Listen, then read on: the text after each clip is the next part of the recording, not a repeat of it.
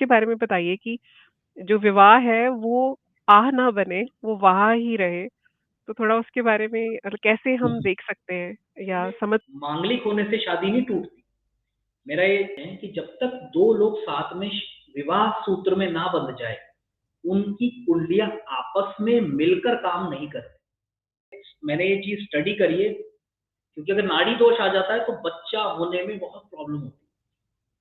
और मेरा पर्सनली जितना मैंने अपने गुरुओं से सीखा है और जितना मैंने स्टडी किया है, इसकी कोई रेमेडी भी नहीं होती। जो फिजिकल रिलेशन बनता था वो शादी के बाद ही बनता था। ठीक है, तो अगर आपकी शादी नहीं हुई, आप 35 साल के हो गए, but if you are physically active with someone, तो वो शास्त्रों के आधार पे शादी हो गई है आपकी। शुरू होता कि कुंडली मिलान करना है, तो उसमें भी कहते हैं ना वो गुण मिलान मेन करा जाता है और दोष देखे जाते हैं कुंडलियों में कि कोई दोष तो नहीं है। थोड़ा वो भी बताइए, क्योंकि आजकल शादियां काफी सारी इसलिए भी टूट रही हैं कि शायद इतना देखा नहीं जाता। लव मैरिजेस शायद ज्यादा हो रही हैं या इन चीजों में लोगों का शायद विश्वास नहीं रहा। लेकिन अभी भी इन चीजों में बहुत वैल्यूज हैं।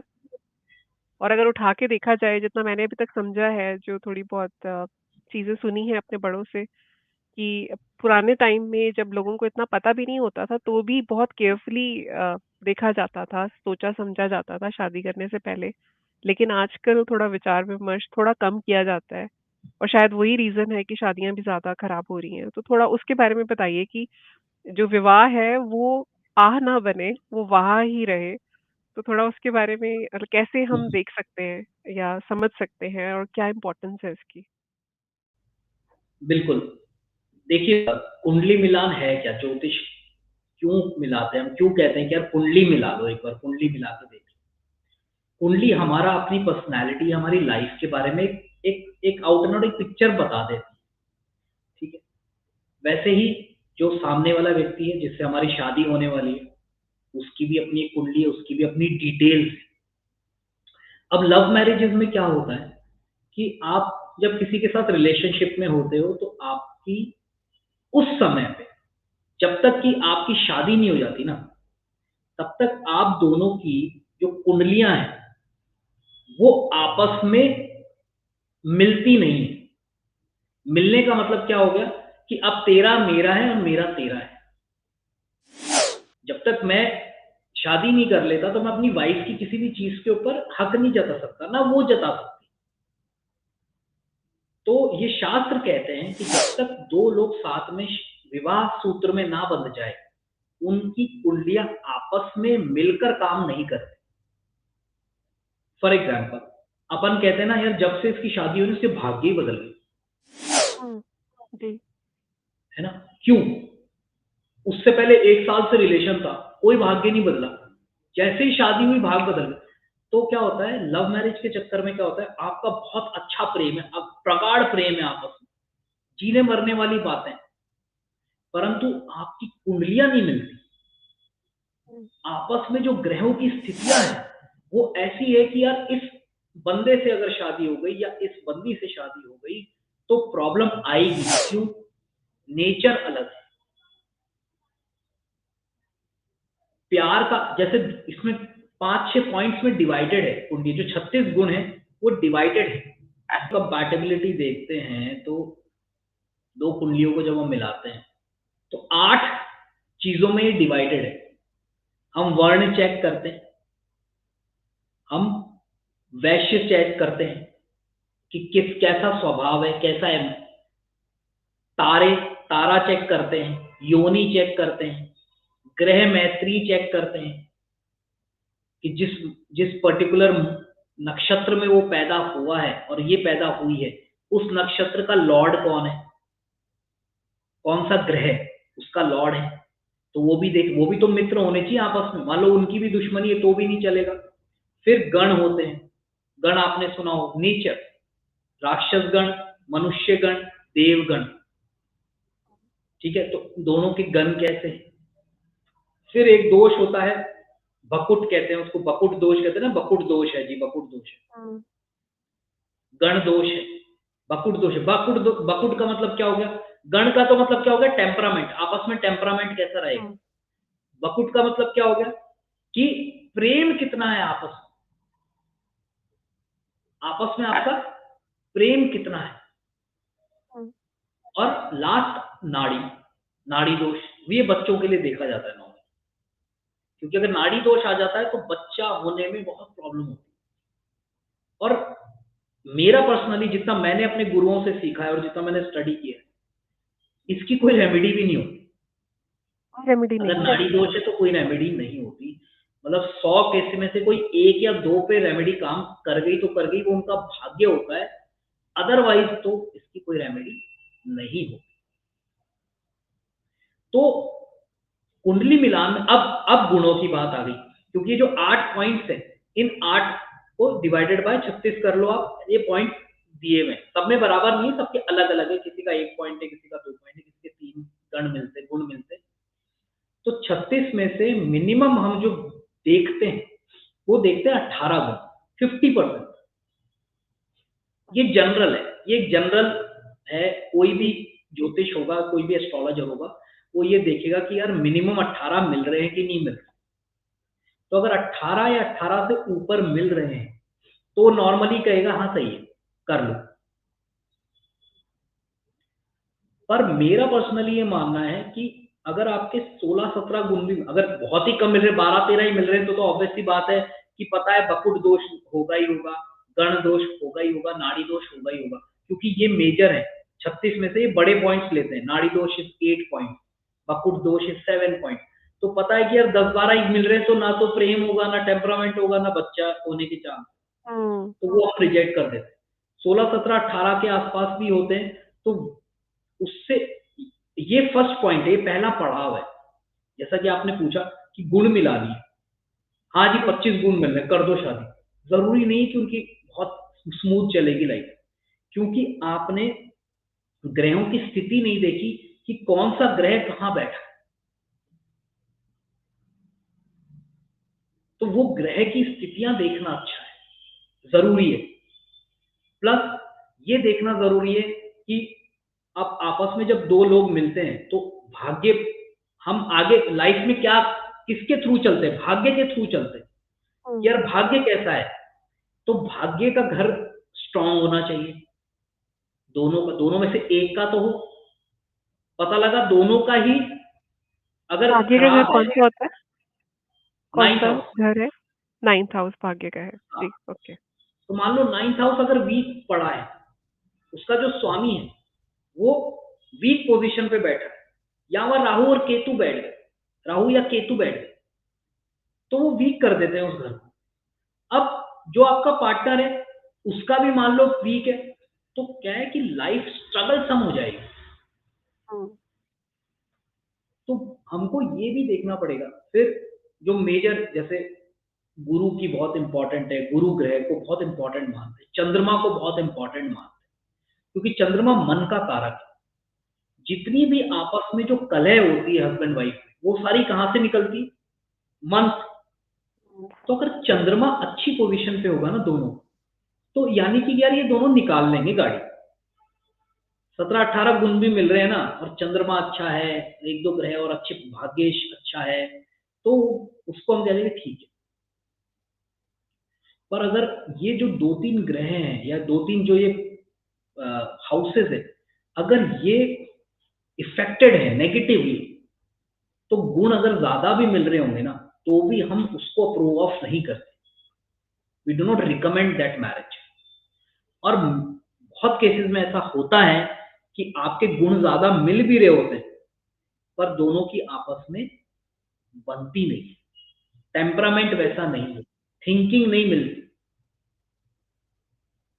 मुझे और मान लो डिटेल्ड एनालिसिस नहीं करवाया जाता, मतलब सिर्फ वो आजकल एनालिसिस मुझे तो लगता है जरूरी कि है, ऑनलाइन ही देख मैथमेटिक्स। लेते हैं लोग, कंपैटिबिलिटी है कि नहीं है, कितने गुण मिल रहे हैं, और उसके बेस पे यस और नो हो जाती है। एक डिटेल्ड एनालिसिस एक प्रॉपर यस, एस्ट्रोलॉजर के साथ एनालिसिस नहीं वेरी कराया इंपॉर्टेंट, वेरी इंपॉर्टेंट, क्योंकि आज के टाइम पे अब वो बातें नहीं रही, हमें ये समझना पड़ेगा। एस्ट्रोलॉजी में बार बार ये चीज आती है कि देश काल परिस्थिति के हिसाब से आपको देखना पड़ेगा। अब काल चेंज हो चुका है, परिस्थितियां चेंज हो गई हैं। पहले का टाइम था जब स्त्री जो थी उसको जो बोल दिया वो कर लिया करती थी। आपने उसको दबा के भी रखोगे वो दब भी जाएगी। आपने बोला कि यही करना है तेरे को, यही कर, वो कर रही है। पर अब चीजें चेंज हो गई, उनको अपने हक पता है, उनको अपना रिस्पेक्ट है, जो कि पहले भी होना चाहिए था। पर पहले क्या किया कि उनको दबा के रख, तो वो गाड़ी, तो वो अपने हस्बैंड के पीछे पीछे उनके भाग्य के हिसाब चल के चली गई। Now when they are become independent, तो अब उनकी इंडिपेंडेंट चीजें काम करती। तो अगर आपने वो चीज मैच नहीं की ना प्रॉपरली, तो आपके कलेश होगा ही होगा, उसमें कोई दो राहें नहीं। और फिर पोजीशंस भी होती हैं ग्रहों की। अगर आपका 7th हाउस बहुत ज्यादा खराब है तो आपकी शादी टूटने के चांसेस हैं, डिवोर्स या रिलेशनशिप, कोई बहुत स्ट्रांग रिलेशनशिप रहेगा और फिर वो टूटेगा। लव मैरिज के लिए आप अफेयर करोगे पर लव मैरिज नहीं होगी, काफी चीजें पता लग जाती हैं कि लव मैरिज कर पाओगे कि नहीं कर पाओगे, अफेयर कितने रहेंगे। कईयों के बाद में भी अफेयर रहते हैं क्योंकि ग्रहों की स्थितियां ऐसी बनी हुई है। या टूटेगी, एक से ज्यादा रिलेशन रहेंगे, एक से ज्यादा शादियां होंगी। अब कई लोग आते हैं 30-30, 35-35 साल की उम्र में मेरे पास नॉर्मली, क्योंकि मेरा शादी वाला वीडियो सबसे ज्यादा वायरल हुआ है, जी। वो 7.7 मिलियन पहुंच गए। तो मेरे पास शादी से बहुत रिलेटेड क्वेश्चन आते हैं। अब 35 साल की उम्र में कोई आया, वो कह रहा है मेरी शादी नहीं हुई। तो बेसिक फैक्ट ये है कि हमारे जो शास्त्र हैं वो ये मानते हैं कि शास्त्रों के आधार पे क्या है कि पहले जो फिजिकल रिलेशन बनता था वो शादी के बाद ही बनता था। ठीक है, तो अगर आपकी शादी नहीं हुई, आप 35 साल के हो गए, but if you are physically active with someone, तो वो शास्त्रों के आधार पे शादी हो गई है आपकी। अब तो सिर्फ फॉर्मेलिटी बची है, क्योंकि आपने सब कुछ वो एक्टिविटी कर चुके हो जो आप व्यक्ति शादी के बाद करता है। फिर आप कह रहे हो मेरी शादी नहीं हो रही, कितनी शादी करेगा भाई, कर तो पूरी शादी हो गई, शादी आपकी बॉस, आप शादी कर चुके हो। सूत्र नहीं बंध पा रहा क्योंकि वो आपके योग ही नहीं बन रहा, तो सूत्र कैसे बनेगा? सूत्र, वो जो सूत्र है बंधन नहीं हो पा रहा, बस वो फॉर्मेलिटी नहीं हो पा रही क्योंकि उसका योग नहीं बन रहा। और ऐसा भी होता है कि कई बार योग बहुत स्ट्रांग बनता है पर उस टाइम हमारी पर्सनल इंटेंट इतनी स्ट्रांगली बोल रही होती है अंदर से कि नहीं यार शादी नहीं करनी यार, अभी तो अपने करियर पे दिमाग लगाना है, अभी एम्बिशन पे दिमाग लगाना है, शादी अभी नहीं करेंगे। तो उस टाइम पे हमारा इंटेंट जो होता है ना, वो बहुत स्ट्रांगली हमारे उस पर्टिकुलर योग तक को खत्म कर देता है, उसको ओवर पावर कर जाता है। वो खत्म नहीं करता, उसको ओवर पावर कर जाता है। तो जो योग फिर उस टाइम बन रहा होता होगा, वो योग का टाइम निकल गया तो फिर वो नेक्स्ट, जैसे कहते हैं कि नेक्स्ट टाइम जब आएगा तब योग बनेंगे, तब होगा, है ना ऐसा? शायद हाँ, जितनी थोड़ा बहुत सुना है मैंने। बिल्कुल बिल्कुल। फिर जी। उस टाइम पे देखना पड़ता है कि आपका कब योग बन रहा है, फिर वो शादी उस टाइम पे होगी नहीं होगी वो भी फिर समझना पड़ेगा, क्योंकि अब वो ग्रहों की स्थितियां ही चेंज हो गई। उस टाइम पे कुछ और ग्रहों का कॉम्बिनेशन चल रहा था, इस टाइम पे अब कुछ और ग्रहों का कॉम्बिनेशन चल रहा है, वीक कॉम्बिनेशन चल रहा है। करे हो पाएगी कि नहीं हो पाएगी शादी, वो भी एक बड़ा इशू हो जाता है। जी। बट और समहाउ एक ये मांगलिक मांगलिक दोष को लेके भी बहुत कहा जाता है कि अगर कोई मांगलिक है तो उसकी शादी मांगलिक से ही होगी, नहीं तो फिर वो स्पाउस को या लाइफ पार्टनर को मतलब प्रॉब्लम हो सकती है आगे, हेल्थ वाइज, या फिर और भी कुछ प्रॉब्लम्स हो सकती हैं। तो ये सच है, मतलब कितना सच है इसमें? क्योंकि मैं खुद मांगलिक हूँ। देखिए, मांगलिक और आप टच नहीं वुड। हो, जी। आप 90% लोग मांगलिक हैं इस दुनिया में। जी। क्योंकि मांगलिक की जो पोजीशन होती है ना, वो एक घर से नहीं देखी जाती। अगर आपकी कुंडली में मंगल फर्स्ट हाउस में बैठे हैं, सेकंड हाउस में बैठे हैं, फोर्थ हाउस में बैठे हैं, सेवेंथ में बैठे हैं, एट्थ में बैठे हैं या 12th में बैठे हैं, 12 घर में से अगर इन 6 घरों में कहीं पे भी मंगल बैठे हैं तो आप मांगलिक हो। अच्छा। पहली चीज, अब इसको साइड में कर दो। सेकंड केस, अब नवांश कुंडली, उसमें चेक करो, ठीक है, इसको हटा दो। थर्ड, चंद्र कुंडली, एक चंद्र कुंडली भी होती है। चंद्र कुंडली क्या होती है कि आपके लग्न कुंडली में जो मेन कुंडली है आपकी, उसमें चंद्रमा जिस घर में बैठे हैं ना, उसको फर्स्ट हाउस मान लो और फिर बाकी उसी को एज इट इज बना दो आप। समझ गए आप? समझ में आया आपको? जी। जो आपकी लग्न कुंडली है वहां पे जो चंद्रमा जिस भी घर में बैठे, फॉर एग्जाम्पल 5th हाउस में चंद्रमा बैठे हैं आपके लग्न कुंडली में, तो चंद्र कुंडली क्या होगी, 5th हाउस जो होगा वो फर्स्ट हाउस बन जाएगा, साउथ बन फिर जाएगा। सिक्स हाउस सेकेंड हाउस बन जाएगा, 7th हाउस थर्ड हाउस बन जाएगा, ऐसे करके वो एक कुंडली। अब चंद्र कुंडली से भी चेक करो, अगर चंद्र कुंडली में भी मंगल first house, second house, 4th house, 7th house, 8th house या 12th हाउस में आ रहे हैं तो भी आप मांगलिक हो। तो अब आप सोचो कि कितने प्रोबेबिलिटी कितनी बढ़ गई मंगल मांगलिक होने की। तो पहली चीज ये है कि 90% लोग मांगलिक होते हैं। अब आ जाओ कि भाई मंगल, इसको फिर इतना प्रॉब्लमेटिक क्यों माना जाता है?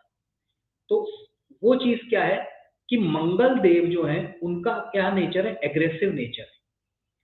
तो वो जिस भी घर में बैठते हैं वहां एग्रेसिवली काम करते हैं। तो शादी के लिए जो घर सबसे ज्यादा इफेक्ट वो शादी को करते हैं वो 7th हाउस है, क्योंकि शादी का अगर 7th हाउस है तो आपकी शादी या शादी से रिलेटेड, रिलेशन से रिलेटेड वो जिसको भी इफेक्ट करेंगे इन सब चीजों को, तो वो तभी करेंगे जब 7th हाउस में मंगल बैठा हो, या फर्स्ट हाउस में, क्योंकि फर्स्ट हाउस की डायरेक्ट दृष्टि 7th पे पड़ती है। जितने भी ग्रह हैं उनकी अलग अलग दृष्टियां हैं, वो कभी अपन और ले लेंगे, पर उन सबकी एक कॉमन दृष्टि होती है 7th हाउस, 7th दृष्टि, नॉट 7th हाउस, 7th दृष्टि। 7th दृष्टि का मतलब वो जिस भी घर में बैठे हैं वहां से 7वें घर पे वो दृष्टि मारेंगे। जैसे आप 5th हाउस में बैठे हैं मंगल, तो 5th हाउस को हम फर्स्ट मानेंगे, 5th, 6th, 7th, 8th, 9th, 10th, 11th, तो वो 11th पे भी दृष्टि उनकी जाएगी। तो फर्स्ट पे बैठे हैं तो 7th पे आएगी। तो 7th क्या हो गया आपका, शादी का घर हो गया, और फर्स्ट क्या हो गया, आप खुद हो गए। तो जब मंगल फर्स्ट हाउस में बैठ जाता है तो आप एक एग्रेसिव व्यक्ति, ऐसा व्यक्ति एग्रेसिव होता है। तो वो एग्रेशन उसका उसकी फैमिली लाइफ को भी क्या कर सकता है, हैम्पर कर सकता है। पर स्टिल जब तक मंगल 7th हाउस में नहीं बैठे हो साक्षात, तब तक वो मैरिज लाइफ को बहुत ज्यादा इंपैक्ट नहीं करते। अब इसमें, अब ये तो मैंने बेसिक चीज बता दी। अब अपन चलते हैं कि जब हम स्टडी करते हैं, रिसर्च करने लगते हैं कि भैया मंगलदेव तो 7th में बैठे, अब क्या करें? तो अब ये देखना पड़ेगा कि वो किस राशि में बैठे। मान लो खुद की ही राशि में बैठे होंगे तो आप तो बच गए। आज मंगलदेव कितने भी अग्रेसिव हो, मैं कितना भी बड़ा गुंडा हूं, पर मैं अपने घर को तो नहीं तोड़ूंगा, है ना, अपने घर को तो नहीं बर्बाद करूंगा ना। तो अगर वो मान लो मेष राशि में या वृश्चिक राशि में बैठे हुए हैं, 7th हाउस में मान लो 1 नंबर लिखा है या 8 नंबर लिखा है और मंगल वहां बैठे, तो आपको घबराने की जरूरत नहीं है। आप मांगलिक हो पर आपको घबराने की जरूरत नहीं है। या मित्र राशि में बैठे, मान लो शुक्रदेव है उनकी राशि में बैठे हैं, शुक्रदेव मित्र हैं, ठीक है, गुरु मित्र हैं, ठीक है, शनिदेव, सॉरी शनिदेव नहीं है, गुरु है, तो उनके राशियों में अगर बैठे हैं ठीक है, कोई दिक्कत नहीं, कम होगा इफेक्ट। हाँ, दूसरी राशियों में बैठे, मान लो शनिदेव जी की राशि में बैठे, तो वो प्रॉब्लम क्रिएट कर सकते हैं। अब जो आपने कहा कि मांगलिक का मांगलिक से होना चाहिए, तो हाँ ये रियलिटी है कि एक मांगलिक अगर इतने स्ट्रांग कोई मांगलिक है, मान लो हमने 3 तरीके से चेक किया, लग्न कुंडली से, नवांश कुंडली से और चंद्र कुंडली से, अगर तीनों से व्यक्ति मांगलिक आ रहा है तो ये एक थोड़ी सी सीरियस बात है। तो हमको इसको सीरियसली केटर करना चाहिए, क्योंकि वो लाइफ से रिलेटेड नहीं, कई बार इफेक्ट पड़ भी जाता है कि व्यक्ति की हेल्थ इश्यूज आ जाते हैं। किसी को हेल्थ इश्यूज आने लगते हैं, शादी होते ही, यार जब से शादी हुई है बीमार ही रहती है यार हमारी लड़की, या लड़का बीमार ही रहता है, तो वो प्रॉब्लम तो क्रिएट करते हैं। तो बेटर ये रहता है कि ये ज्योतिष शास्त्र मानता है इस चीज को कि अगर आप मांगलिक की मांगलिक से शादी करवा दोगे तो वो जो इफेक्ट होगा ना वो नलीफाई हो जाएगा। तो मेरा तो ये मानना है कि जब 90% लोग मांगलिक हैं तो आपका साथी कहीं ना कहीं किसी ना किसी एंगल से मांगलिक तो निकल ही जाएगा। हम्म। और बहुत ही आपकी किस्मत ही बहुत ज्यादा खराब है तब जाके उसकी पोजीशन खराब होगी, नहीं तो 90% लोगों की एक्चुअली में मांगलिक होने से शादी नहीं टूटती। मैंने ये चीज स्टडी करी है, मांगलिक होने से शादी नहीं टूटती, शादी टूटती है आपकी पर्सनल थिंकिंग, कि आपका आपके पार्टनर के प्रति कितना रेस्पेक्ट है। On a longer term respect is what matters. आपको अपने आप को, अगर मान लो आपके फर्स्ट हाउस में अच्छे ग्रह बैठे हैं तो इसका मतलब आप मैच्योर व्यक्ति हो, आप चीजों को बहुत जल्दी समझ जाओगे, आपका नेचर अच्छा होगा। फिर अगर मेरे 7th में मंगल बैठा भी है ना तो मैं अपनी पार्टनर के साथ बहुत अच्छे से हैंडल कर लूंगा सिचुएशंस को, मैं सिचुएशंस को समझ जाऊंगा। लड़ाई तो हर रिलेशन में होती है, वो तो होगी ही होगी, उसको तो आप बचा ही नहीं सकते, पर वो किस लेवल तक जाएगी वो हमारे फर्स्ट हाउस पे डिपेंड करता है कि हम पर्सनली, हमारी पर्सनालिटी कैसी है। अगर वो ही दिक्कत वाली है, फर्स्ट हाउस का स्वामी बैठा है मान लो 6th में या 8th में, या पोजीशन ऐसी है गड़बड़ और शत्रु राशि में बैठा है, तो आपका लग्नेश वीक हो गया, यानी कि आपकी पर्सनालिटी वीक हो गई। अब पर्सनालिटी भी वीक है, मंगल देव भी 7th में बैठे हैं, आप मांगलिक भी हो, तो चांसेस ऑब्वियसली बढ़ जाएंगे आपके रिलेशनशिप्स खराब होने, क्योंकि you are not a very strong man and to handle relationships for a longer period is very difficult. आपको उतना समझदार होना, उतना मेच्योर होना बहुत जरूरी है, नहीं तो आप हैंडल ही नहीं करते। तो मैंने कहा ना कि बहुत सारे एंगल से देखना पड़ता है हमको कि कैसा रहेगा, क्या रहेगा, व्यक्ति कितना स्ट्रांग है, कितना वीक है, या पार्टनर कितना स्ट्रांग है, कितना वीक है, तो ये सारी चीजें देखनी चाहिए। तो proper analysis is very important, not just the मांगलिक थिंग। आपके एक्सपीरियंस में मतलब आजकल ज्यादा लोग शादी में प्रॉब्लम आती है तब कुंडली लेकर आते हैं, या उससे पहले ही डिटेल्ड एनालिसिस कराते हैं? कि मतलब कई बार दोनों होता लोग है, आते हैं ना कि हमें टेंशन चल रही है शादी में या कुछ प्रॉब्लम हो गई है, नहीं दोनों तब दोनों लेकर आ होते रहे हैं, हैं। दोनों केसेस दोनों होते में आ हैं। रहे हाँ, शादी नहीं हो रही होती तो वो केसेस आते हैं, और पार्टनर से बन नहीं रही होती तो भी केसेस आ जाते हैं, कुंडली मिलान के भी हैं। आते हैं। और एक केस तो जैसे आपने बोला, तो आज ही मेरे पास एक आया है, उनकी आई थिंक 4 या 5 साल की तो बेटी है। सो अभी उन्होंने मेरे से 1 डेढ़ महीने पहले ही कंसल्टेशन लिया था, उन्होंने अपना और अपने हस्बैंड का। तो मैंने उनको बोला था, मैंने कहा कि आप दोनों के डिटेल्स देखकर मुझे ऐसा लगता है कि आपकी आपस में थोड़ी सी प्रॉब्लम आ सकती है, तो आप ध्यान रखिएगा इन चीज़ों का और ये रेमेडीज करिएगा। उन्होंने रेमेडीज नहीं करी क्योंकि उनकी लाइफ स्मूथ थी, उनके कोई प्रॉब्लम नहीं थी, बट मैंने उनको आगे की जो दशाएं थी उनको देखकर ऐसा बोला था कि प्रॉब्लम आ सकती है। तो अभी 10-15 दिन में उनकी बहुत ज़्यादा प्रॉब्लम आए, तो उनका फ़ोन आया था आज ही आया मेरे पास फ़ोन। उन्होंने कहा कि हम आपने मुझे रेमेडीज़ भी बताई थी, आपने बात भी कही थी, पर मैंने सीरियसली नहीं लिया क्योंकि मुझे लगा कि आज तक तो कभी ऐसा हुआ ही नहीं हमारे। पर अभी इन 10-15 दिनों में इतना ज़्यादा हो गया है कि मैं अंदर से हिल गई हूँ कि कहीं हमारा रिलेशनशिप टूट तो नहीं जाएगा। तो मैंने कहा आपको रेमेडीज़ भी तो दी होंगी ना? मैंने बोला सर वो हमने करी नहीं। तो मैंने कहा चलो कोई बात नहीं। यहाँ ये भी आ जाता है कि रेमेडीज़ क्या, रेमेडीज़ आपकी दशाओं को काट देगा ऐसा नहीं है। अगर टाइम आ रहा है तो वो अपना रिजल्ट जरूर देगा,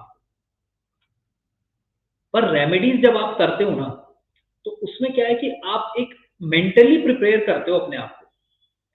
अब जैसे मैं आपको बोलूं कि वंदना जी आपकी ना मार्च एंड में ना तबीयत खराब हो सकती है, ठीक है, तो आप ये रेमेडी करके रखें, तो आप क्या हो गया सबकॉन्शियस माइंड और कॉन्शियसली आप तैयार हो गए, तो मेंटली तैयार हो गए।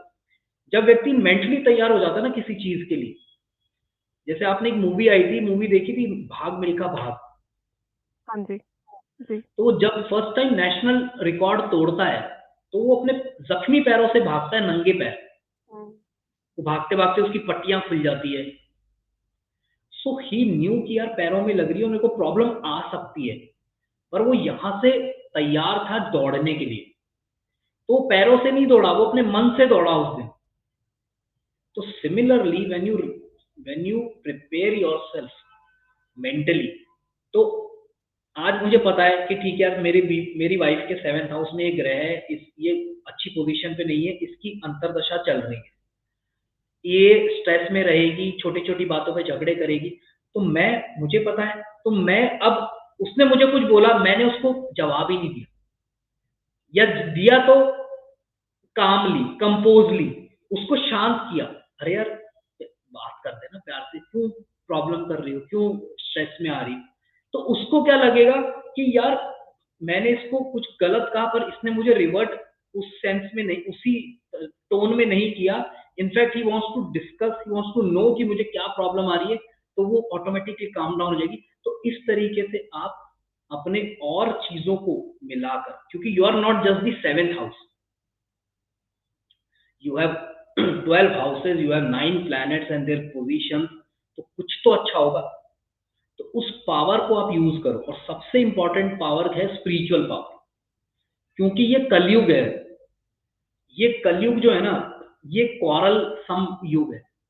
इसमें लड़ाई झगड़े ये सब बढ़ेंगे समय के साथ, और बढ़ेंगे, अभी तो कुछ भी नहीं बढ़े। तो उसको अगर आपको कंट्रोल में रखना है, वो सिर्फ एक ही तरीके से कंट्रोल में रह सकता है, वो है स्पिरिचुअलिटी। उन स्पिरिचुअलिटी के सामने, भगवान के सामने, ये सारे ग्रह नतमस्तक रहते हैं। तो ये आपको कुछ नहीं बिगाड़ेंगे। आपकी लाइफ में प्रॉब्लम आएगी तो भी नहीं पता लगेगा आपको, बिकॉज आप यहां से सॉर्टेड हो। तो spirituality is the only way to handle all your problems, not to eradicate your problems. Problems eradicate नहीं होंगी, प्रॉब्लम्स तो भाई साहब आएगी आएगी। ग्रहों की स्थितियां हैं, उनकी जब भी दशांतर दशा आएगी, आपको वो प्रॉब्लम्स आएगी ही आएगी। But how you handle that problem is what spirituality teaches you. तो अगर एक ज्योतिष, एक एस्ट्रोलॉजर आपको स्पिरिचुअल एंगल से नहीं गाइड कर रहा, बिकॉज जब मैं कोर्सेज लेता हूँ न्यूमरोलॉजी के, तो मैं अपने सारे सब पार्टिसिपेंट स्टूडेंट्स को एक ही चीज कहता हूँ, boss you are not a numerologist, you are a motivator. अगर आप अपने क्लाइंट को मोटिवेट नहीं कर सकते तो आप न्यूमरोलॉजी नहीं कर पाओ। ठीक है, उसका समय बुरा चल रहा है, वो तो उसको भी पता है, तुम क्या बता रहे हो? बट हाउ टू डील और विद फिर दैट उससे बाहर प्रॉब्लम, आओ। How to, exactly. आपको वो मोटिवेट करना पड़ेगा। सर कोई बात नहीं, हो जाता है, सबकी लाइफ में आता है, ये टाइम थोड़ा सा ऐसा है, इसमें ये रेमेडी कर लेना, इस चीज का ध्यान रखना, अपने माइंड से स्ट्रांग रहना। कई लोग डरा ही देते, जैसे साढ़े साथी की आपने बात करी, ढैया की बात करी, मंगल दोष की बात करी, ऐसे डरा देंगे जैसे बाय पता नहीं क्या हो गया। अरे कुछ नहीं हुआ भाई, साढ़े साथी चल रही है तो क्या हो गया, चल रही है तो चलने दो। शनिदेव जी मेरी कुंडली में तो अच्छे बैठे हुए हैं, मुझे तो नुकसान देंगे ही नहीं वो। तो साढ़े साथी इज नॉट जस्ट कि साढ़े साथी चल रही है, आप ये भी तो देखोगे ना कि साढ़े साथी में शनिदेव जी की पोजीशन क्या है आपकी कुंडली में, वो भी तो देखनी पड़ेगी। तो देयर लॉट ऑफ थिंग्स। हाँ, कई लोगों को प्रॉब्लम कर जाती है क्योंकि वो उस तरीके से रिएक्ट भी नहीं करते। किसी भी ग्रह को कंट्रोल करने का तरीका, एक तो स्पिरिचुअलिटी आपको बताई दिया, दूसरा जो उस ग्रह का नेचर है, उस नेचर को समझो। उस ग्रह के नेचर को आपने समझ लिया और उस हिसाब से आपने एक्ट कर लिया, तो उसकी दशा अंतरदशा में आप उसके प्रकोप से बच जाओगे। अगर नेगेटिव प्लेस्ड है तो, पॉजिटिव है तो फिर पॉजिटिव ही आएगा।